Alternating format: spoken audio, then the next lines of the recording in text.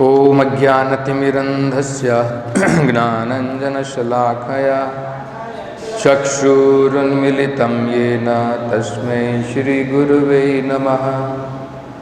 नमो ॐ विष्णुपादाय कृष्णप्रेष्ठाय भूतले श्रीमते भक्तिवेदान्त स्वामिनिति नामिने। नमस्ते सरस्वती देवे गौरवाणी प्रचारिणे निर्विशेषा शून्यवादी पाश्चात्य देशतारिणे। जय श्री कृष्ण चैतन्य प्रभु नित्यानंद श्री अद्वैत गदाधर श्रीवासादि गौर भक्तवृंद। हरे कृष्णा कृष्ण कृष्ण हरे हरे, हरे Ram Ram Ram Hare Hare. So, Lord Kapila has very elaborately described the form of the Lord on whom a yogi is supposed to constantly meditate. What the Lord is holding, what are the colors of his cloth, what is the disposition, how the Lord smiles, all those things are very nicely described. And in today's shloka, Lord Kapila is saying, in the previous shloka it was said, Sarva Loka Namaskritam. The Supreme Lord, He is worshipable by all the inhabitants of all the planets, whether material planets or spiritual planets. So, it is not that someone else worships someone and so one can worship anyone. What is that? Yathomat tatopat. Whatever way you conceive, whatever path you take, it will all lead to the same goal. They think like that. Yes, if you take some bona fide paths, ultimately it may lead. They are all indirect processes. Bhakti is a direct process. It is directly linking with the Supreme Lord. Just like you may have a direct train from Bangalore to Delhi, and you may have a train which stops at many stations. You can stop there, go around for a few days and then catch your train again, and then you may proceed, or you may come back also. So bhakti is a process which directly links with the Supreme Lord. All other processes are indirect process, gradually take us to the Supreme Lord, including even karma kanda, wherein various kinds of demigods are worshipped. The most important understanding is accepting a higher authority. And he is not thinking that everything is independently working. He understands there is somebody above me, there is a control. So slowly person moves higher in his understanding. That was the idea. So the Supreme Lord directly or indirectly is worshipped by everyone. And we saw that Prabhupada explaining that even a demoniac person cannot avoid the Supreme Lord. In one form he has to surrender to him, in the form of Kala, Mrityu Sarva Haraschaham. Today's verse, Lord Kapila is further glorifying that Supreme Lord on whom the yogi is supposed to meditate. So one by one, the innumerous glories of the Supreme Lord are described by Lord Kapila. Innumerous glories. Here you can see Kirtanya Tirtha Yashasham. The Supreme Lord is Kirtanya. Kirtana means singing the glories. Kirtanya means who is worth of glorifying. We glorify so many people, actually they are not worth of being glorified. We may glorify some great politician, we may glorify some great man, we may glorify somebody, not understanding that the partial, some kind of opulence that person is carrying, some kind of power that person is carrying is also supplied by the Supreme Lord. We become bewildered and we glorify someone. So, no one, including the Devatas, are worth glorifying except the Supreme Personality of Godhead. And it is said, whether you understand those glories or you don't understand, you just by singing the glories or chanting the holy name, that is also the glories of the Lord. When we chant, we say Kirtan. Why it is Kirtan? It is also glorifying the Lord. So, whether you understand, you don't understand, simply by glorifying the Supreme Lord, we will earn heaps and heaps of devotional punya. So, Prabhupada explains that. Who knows that verse in Bhagavatam? No. Bhagavatam, there is a verse which explains that the Supreme Lord glories just by hearing one acquires punya. Shanvatam swakatha Krishna punya shravana kirtana. Just by hearing and chanting the glories of the Lord, whether one understands, one does not understand, heaps and heaps of devotional credit devotees can get. So, Kirtanya, he is worth glorifying. Tirtha Yashasham, the glory of the Lord is always worth singing. Tirtha Yashasham means glories, and Kirtanya means worth singing. And when we glorify the Supreme Lord, His glories enhances the glories of His devotee. He is more interested in glorifying His devotees. The Supreme Lord personally is more inclined to increase the glories of His devotees. Prabhupada says that is natural. It is just like the father always wants his son to become more successful than even him. So, there is a constant competition between the Supreme Lord and His devotees in glorifying each other. The Supreme Lord sometimes even puts the devotee under certain circumstances to enhance his glories. Just like Prahlad Maharaj was put under very, very disturbing circumstances just to enhance the glories of Prahlad Maharaj.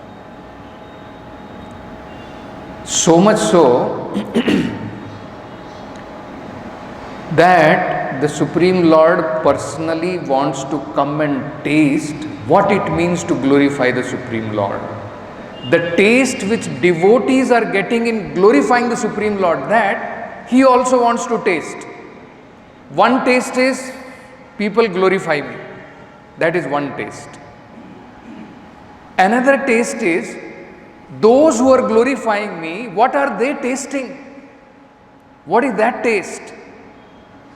That the Supreme Lord, he feels that he is incomplete without this.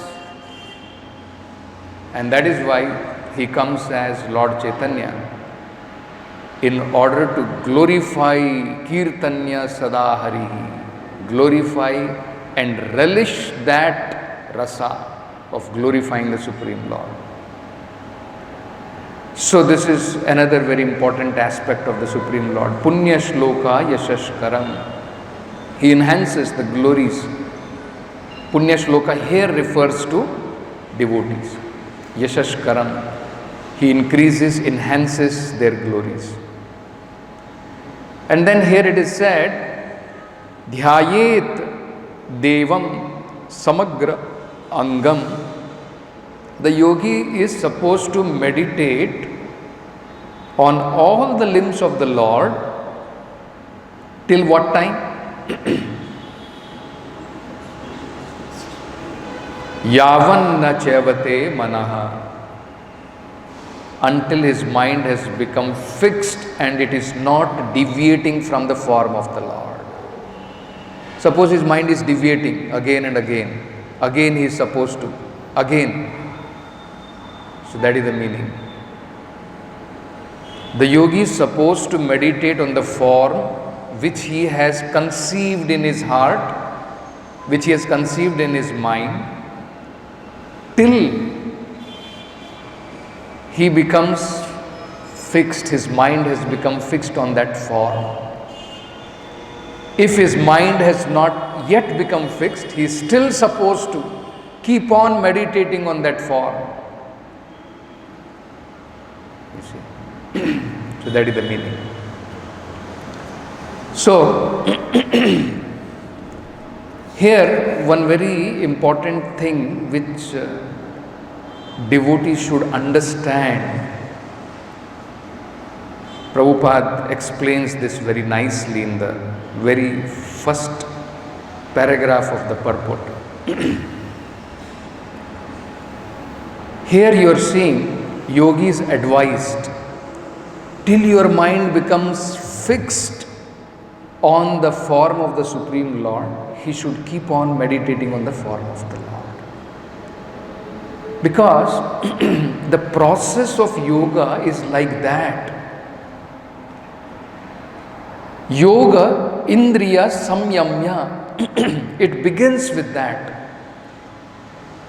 Forcefully controlling the mind and senses, then making it habituated to concentrate, beginning with the tip of the nose, and then slowly like this, conceiving the form of the Lord in his mind, and then fixing his mind on the various limbs of the Lord gradually, and until he has become completely fixed, that now for 24 hours he can see the form of the Lord. Till that time he should keep meditating like this. So this method, especially in this age of Kali Yuga, to conceive a form of the Lord in the mind is very difficult. When Arjuna was advised 5,000 years back, he himself refused. He said, Krishna, this is very difficult. Chanchalam hi manah Krishna. Mind is very obstinate. You are telling fix on the form of the Lord in your mind. It is very difficult. And the example he gives is, it is just like when a wind is flowing and you are telling the lamp will be without wavering, it is not possible. So of course Krishna says that with abhyasa, with practice, it will happen. So the reality, the practical understanding is that even Arjuna did not do. Did you find any time Arjuna practicing dhyana yoga, even though Krishna spoke dhyana yoga, everything? We don't find he practiced. because it is not practical. It was not practical. So, devotees, how do they meditate on Krishna? How they are able to fix their mind on Krishna? The process is different. The process is the devotees, they engage their senses and mind in loving devotional service of the Lord. And gradually they develop attraction, emotions, and finally Krishna Prema. When you love somebody, you don't require a force to remember someone. Isn't it? It is very easy. This is the difference between Dhyana Yoga, where in Dhyana Yoga, Yogi has not developed a love for the Lord, and that is why his mind keeps on deviating. It's a mechanical process by which again and again he is supposed to bring back mind and senses and conceive the form of the Lord. Whereas Prabhupada is explaining right in the first that a devotee is accustomed to seeing the different forms of the Lord. And because of his prema, 24 hours he can conceive the Supreme Lord.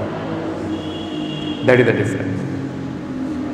So, you can see here, Prabhupada is saying, one has to fix his mind on the Supreme Personality of Godhead constantly.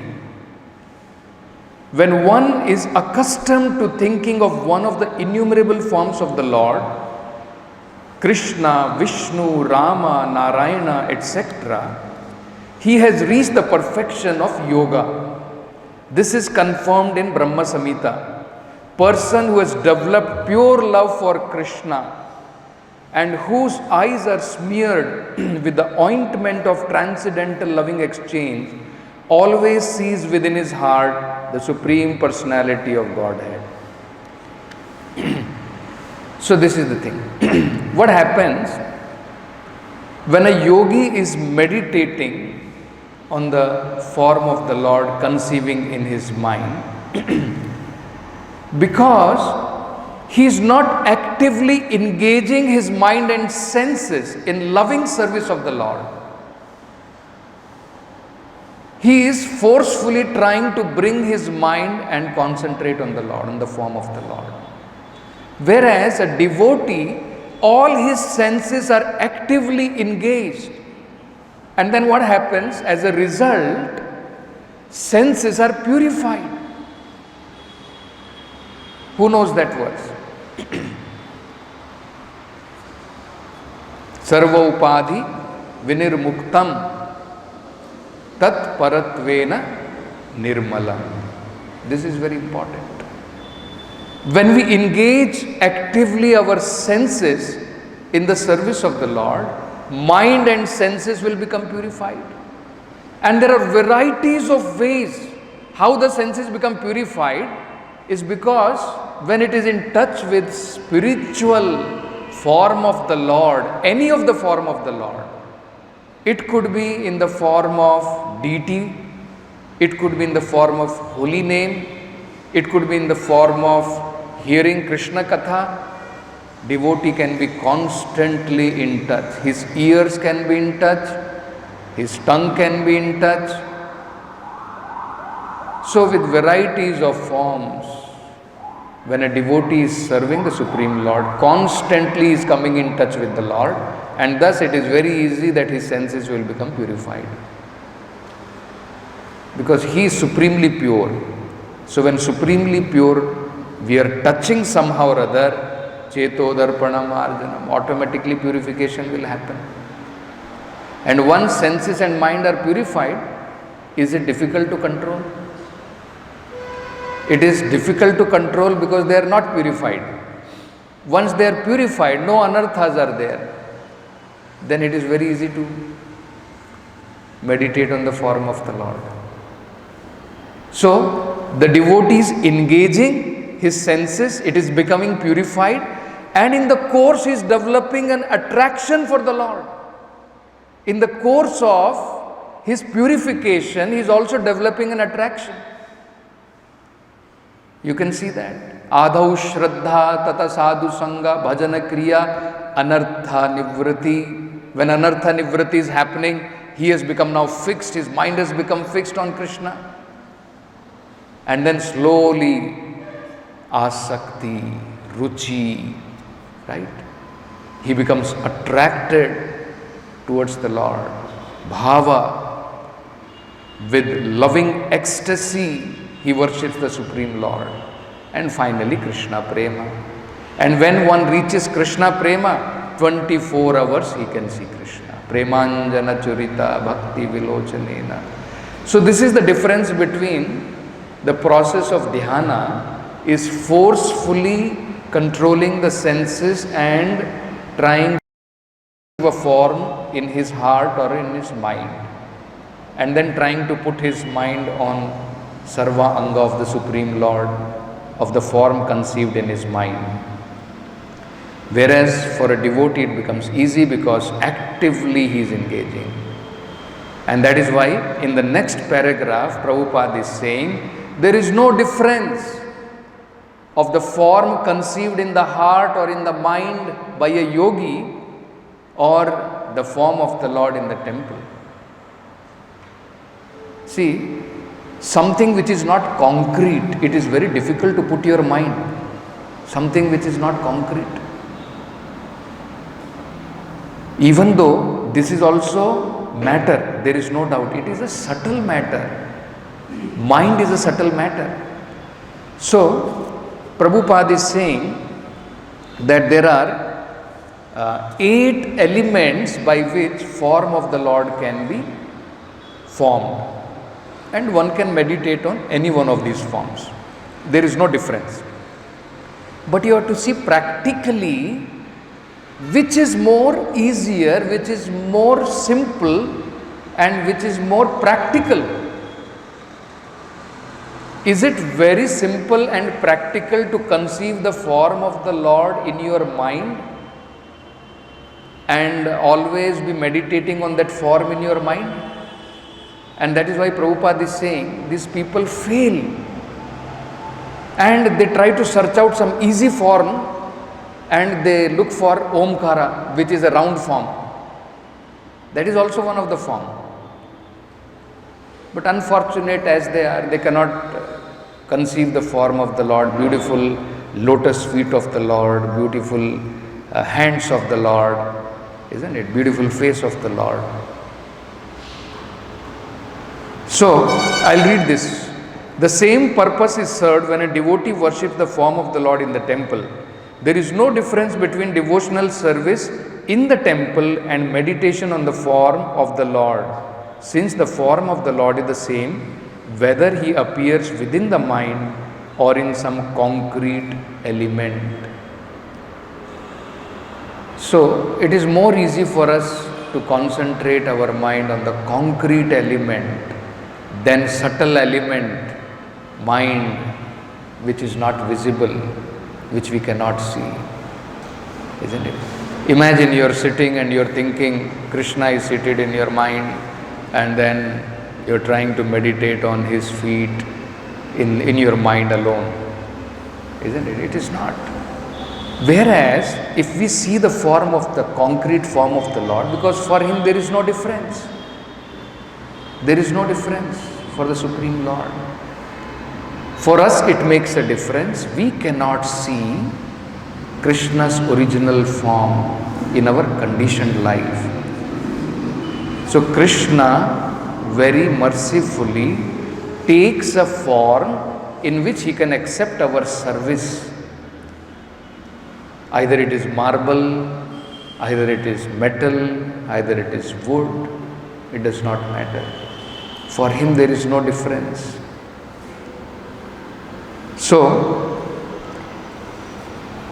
there are 8 kinds of forms recommended for the devotees to see. The form may be made out of sand, clay, wood, stone, They may be contemplated within the mind. So, this is what Yogi is doing. He is contemplating a form of the Lord in his mind. Later on, he will see constantly. When he has developed love for the Lord, that time he does not have to contemplate and make a form. His heart has become purified. Lord is already seated in his heart. That form he will be able to see constantly. Now he has to contemplate a form. So for a devotee, it is easy. The form of the Lord is there, and an authorized ceremony, it is installation is done, prana pratishtha is done, and a devotee gets so much of opportunity to serve the Lord. So instead of him dressing himself very nicely, the devotee, that tendency he uses in the Supreme Lord, dresses him very nicely. Everything. So, but all these forms are of the same value. It is not that one who meditates on the form within the mind sees differently from one who worships the form in the temple. The Supreme Personality of Godhead is absolute. There is therefore no difference between the two. And then Prabhupada talks about that same impersonalist. They disregard the form of the Lord, eternal form of the Lord. Imagine some round figure. They especially prefer Omkara, which also has a form. So Omkara is like that round figure, they imagine. In Bhagavad Gita it is stated that Omkara is the letter form of the Lord. Similarly, there are statue form, painting form of the Lord. So there are many ways one can conceive the different forms of the Lord. One has to actually see the deity form as conceived by the great acharyas is very, very practical way of engaging masses of people on meditating on the Supreme Lord, who are not great yogis that they can conceive the form of, they do yama, niyama, pranayama, all those things. Whereas the devotional process is so engrossing that even a child can participate in that. Women can participate, less intelligent people can participate, anyone can participate. That is the glory of devotional service of the Supreme Lord. Then in the final, Prabhupada is talking about that Punya Shloka Yashaskaram. So here this Punya Shloka refers to the devotees of the Lord. They are called as Punya Shloka. We find that even in the glories of the songs sung by Vaishnava Acharyas, Yahara Nikata Gele Papa Dure Jai. Just by approaching the pure devotees of the Lord, one can become purified. And if one has to get the same effect, he may have to bathe in river Ganges for his whole lifetime. Then also it may not be possible. But just by association of a pure devotee of the Lord, one can completely become purified. We see many great examples of this. Mrigari, we find, was a very sinful person in his life, but just by association with Narad Muni, his whole life became sanctified. Because until and unless sins are removed, you are not eligible to worship Krishna. Yesham tu antagatam papam jananam punya karmana te dvanda moha nirmuktam bhajante mam dridhavrataha.